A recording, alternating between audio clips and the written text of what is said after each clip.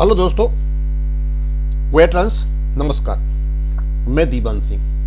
मैं आपको बताना चाहूंगा कि जब बैंकटा चलन साहब ने डिफेमेशन का नोटिस मूर्ति साहब को दिया तो उस समय 8 लाख पेंशनरों में जबरदस्त गुस्सा फूट पड़ा था और उसके बाद डैमेज कंट्रोल शुरू हुई।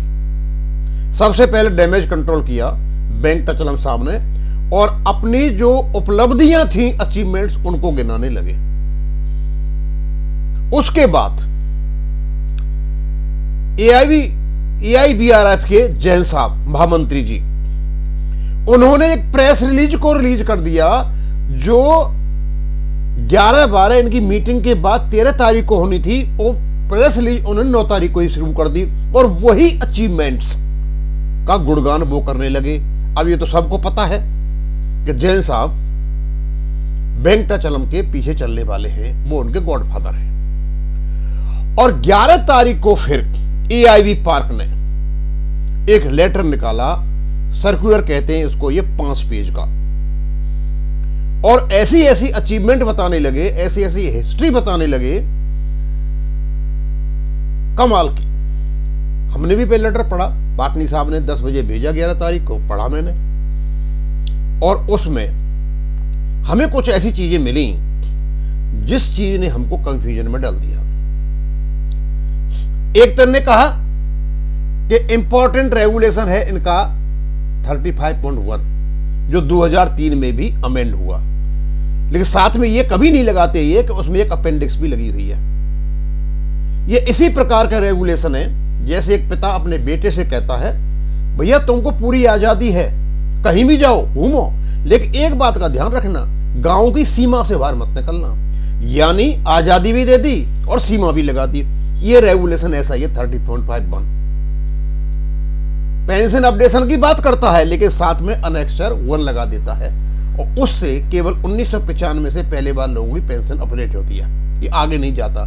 जब तक इस रेगुलेशन को रेगुलेशन 56 के साथ नहीं पढ़ा जाएगा, और वो इसको करता है सीसीएस रूल 1970 से अटैच कर देता है और उसका लीगल प्रोटेक्शन नहीं होगा, कोई भी आपको पेंशन अपडेशन नहीं दे सकता। वे इसकी कभी बात नहीं करते। और शायद 30.51 को अकेले को ऑलरेडी माननीय सुप्रीम कोर्ट चंडीगढ़ में इसको रिजेक्ट किया जा चुका है। अब या तो ये वकील प्रॉपर तरीके से इंटरप्रेट नहीं कर पाया या कुछ जो भी कारण रहा हो, लेकिन मेन इसका जो रेगुलेशन है, जो अपडेशन की बात करता है 35.1, लेकिन अनेक्सर लगा हुआ है और अनेक्सर से निकलने के लिए जरूरी है कि रेगुलेशन 56 पे जाएं और उसका इंटरप्रेट करें। लेकिन यहां इनके इस लेटर में 8 नंबर सीरियल पे हमें कुछ अजीबोगरीब चीजें मिली और लिखते हैं, the correspondence between comrade RN Godbole, the then general secretary AIBOC and IBA are the important valuable vital exhibits. अब बेस्ट इंपॉर्टेंट से काम चल जाता, वैल्यूएबल और वाइटल की जरूरत नहीं थी। एग्जिबिट्स माने इनके एविडेंस के रूप में कुछ डॉक्यूमेंट लगे हुए हैं। In now famously known as late Shri MC Singla case in honourable supreme court में, जो सिंगला साहब केस है वहां पर लगे हुए हैं। यानी इनका जो कोर्ट में केस लगा हुआ है वहां पर करस्पॉन्डेंस हुई गॉडबोले साहब के और उनके बीच में उनका वो लगा रखा है। अब मुझे पता नहीं इसके संबंध में वो क्या कहना चाहते हैं और ये कितने वो हैं। इससे सिर्फ ये बात साबित होती है कि यदि एग्जीक्यूटिव को लगाते हैं कोर्ट में और लगा भी दिया है तो इससे ये बात साबित हो जाती है, नीचे दे रखा है, मैंने पाटनी साहब से पूछा था कि भाई ये कोई नई डिमांड नहीं है हमारी, डिमांड पहले से थी, लेकिन इससे आपको पेंशन अपडेशन नहीं मिलेगा। पेंशन अपडेशन मिलेगा केवल और केवल अपने रेगुलेशन से और उसका लीगल इंटरप्रिटेशन करके 30.51 को 56 रेगुलेशन के साथ उसका इंटरप्रेट करने के बाद मिलेगा। जैसे कि LIC के केस में निदेश गुप्ता जी ने, एडवोकेट निदेश गुप्ता जी ने और संजय हेगड़े ने वो आर्गुमेंट किया था। खैर एनीवे, अब ये जो कुछ भी आया, इन्होंने बोला कि जो करस्पॉन्डेंस हुई थी उनके बीच में, अब क्योंकि दोनों के दोनों वो एक जनरल सेक्रेटरी हैं और IBA तो एक प्राइवेट संस्था है, अब उसकी बातों का करस्पॉन्डेंस का कितना असर पड़ेगा हमें तो पता नहीं, लेकिन फिर भी हमने जब पाटनी साहब से पूछा कि साहब इसकी क्या वैल्यू है, तो उन्होंने मेरे को ये कुछ भेजा, उसको मैं आपको बता देता हूं और फिर दूसरी बातें करेंगे। मान्यवर सादर नमस्कार। मैंने पूर्व में यह प्रश्न रखा था कि नदफ और भारतीय बैंक संघ के बीच जो पत्राचार हुआ था, जिसे सुप्रीम कोर्ट में सिंगला केस में एग्जिबिट्स के रूप में प्रस्तुत किया गया, क्या वो हमारे मामले में प्रमाणिक और उपयोगी साक्ष्य माना जा सकता है? इस विषय पर तथ्यों और विधिक स्थिति का परीक्षण करने के पश्चात यह स्पष्ट है कि उक्त पत्राचार नीतिगत पॉलिसी लेवल पर आईबीए और रिटायरीज प्रतिनिधियों यूनियन के बीच हुआ आधिकारिक ऑफिशियल, इसको ऑफिशियल कॉरेस्पोंडेंस माना गया। ठीक है, ये दस्तावेज सुप्रीम कोर्ट में साक्ष्य एग्जिबिट्स प्रस्तुत किए जा चुके हैं, अतः भारतीय साक्ष्य अधिनियम की धारा 74 और 78 के अनुसार ये सार्वजनिक अभिलेख डॉक्यूमेंट की श्रेणी में आते हैं। इस प्रकार ये कानूनी रूप से स्वीकार्य और मूल्यवान साक्ष्य एडमिसिबल और वैलिड एविडेंस है, जिन्हें किसी भी समान प्रकृति के मुकदमे में उद्धृत किया जा सकता है। ये दस्तावेज सिद्ध करते हैं कि पेंशन अपडेशन का विषय पूर्व से ही आईबीए और यूनियनों के विचाराधीन था। यह नई मांग नहीं बल्कि पहले ही से लंबित नीति मुद्दा है तथा संविधान प्राधिकरणों ने इस पर उचित कार्रवाई नहीं की, अतः ये उच्च पत्राचार न्यायालय में प्रस्तुत करने हेतु उपयोगी, प्रमाणिक एवं प्रभावी साक्ष्य माना जा गया। चलो, उनकी बात हमने मान ली। उन्होंने कहा कि भाई इनके बीच में जो पत्राचार हुआ उससे यह पता चलता है कि यह नीतिगत मामले का एक समर्थन करता है, और क्योंकि वो जनरल सेक्रेटरी थे आईबॉक के, इधर आईबीए था, क्यों आईबीए सारे जो सेटलमेंट है उसमें एक पार्टी रही हुई है, और कोर्ट में जब ये रखा जाएगा कि पहले से ही ये मतलब जो पेंशन अपडेशन का मुद्दा था चला हुआ था और उसके साथ में ही था, इस प्रकार की एक स्टोरी पिक्चर बनाया जा सकता है। लेकिन अल्टीमेटली जब ये आपको पेंशन अपडेशन का मुद्दा आएगा तो केवल और केवल हमारा जो रेगुलेशन है 1995 का, ये बहुत ही सशक्त रेगुलेशन है, केवल और केवल पेंशन अपडेशन वो दिलाएगा। उसके साथ में जब रेगुलेशन को पढ़ा जाएगा तो इनको थ्योरी रखनी पड़ेगी कि वहां एक रेगुलेशन है। आईबीए का जो एफिडेविट दे रखा है, उन्होंने कहा है कोई रेगुलेशन है, 35.1 बताता है कि अपडेशन का रेगुलेशन है, और इसको इंप्लाइड है इसमें सीसीएस 1972 से। ये कहानी करेंगे वहां पर फंड बेस्ड की, तो रेगुलेशन 11 बड़े स्पष्ट रूप से बताता है, रेगुलेशन 7 और 11 बताता है कि सोर्सेज ऑफ फंड कहां से होंगे, और उसके बाद 11 बताता है कि जब भी कोई कमी बीसी होगी तो एक्चुअरियल कैलकुलेशन के आधार पर बैंक उस फंड का व्यवस्था कराएंगे।